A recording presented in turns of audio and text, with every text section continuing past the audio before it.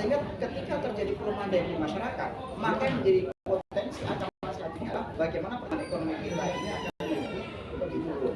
Kalau kemudian kita lihat bagaimana pemerintah mempunyai target yang cukup agresif di tahun 2024 bisa 5,2%, makanya akan menjadi tantangan sendiri, akan menjadi pertanyaan sendiri, apakah mampu kita bisa mencapai pertumbuhan ekonomi 5,2% ketika daya beli masyarakat melemah, ketika tingkat suku bunga masih tinggi. Harapan kita, pemerintah bisa memberikan insentif baik dalam bentuk moneter, dalam bentuk fiskal maupun dalam bentuk regulasi, sehingga daya beli masyarakat bisa tertanam dengan baik dan itu bisa menjaga pertumbuhan ekonomi kita sampai dengan akhir tahun 2024. Oke, terakhir Mas, nah untuk kaitannya sendiri Mas dengan shipping dan logistik kita ya, kemungkinan juga naik nih, harga minyaknya juga mungkin naik juga karena masih stabilitas geopolitik nggak bagus juga. Nah, ini kaitannya misalnya dengan barang-barang impor yang dijual itu nanti ke logistik performance index kita, terus apakah menekan dan apakah nanti juga masyarakat juga harus mengeluarkan duit lebih nih untuk belanja barang-barang, terutama barang-barang elektronik impor. Ya, dalam konteks shipping dan logistik sebenarnya kita harus bagi dua. Satu berbicara dalam domestik, yang kedua berbicara masalah logistik global.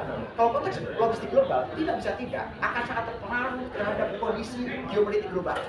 Ketika terjadi tensi yang terus naik, maka akan terlalu fragile, akan sangat volatile, sangat bisa naik dulu. Dalam konteks itu, yang bisa kita lakukan adalah penguatan ekonomi negara. Tapi kalau kita lebih bicara, kalau kita lebih kritisi bagaimana shipping dan logistik dalam negeri, sebenarnya kita juga sangat tidak efisien. Sebagai contoh, ketika kita kapal ngirim barang dari Indonesia Timur ke Jawa Timur atau ke Jawa, itu ongkosnya bisa lebih mahal daripada dari Jawa ke China. Ini sebagai contoh. Artinya apa? Dari awal kita sudah terjadi inefisiensi dalam konteks logistik dalam negeri.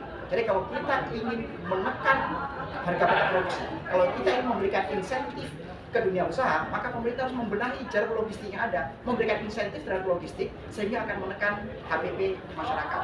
Sehingga secara tidak langsung pun akan memberikan efek positif terhadap pertumbuhan ekonomi. Oke.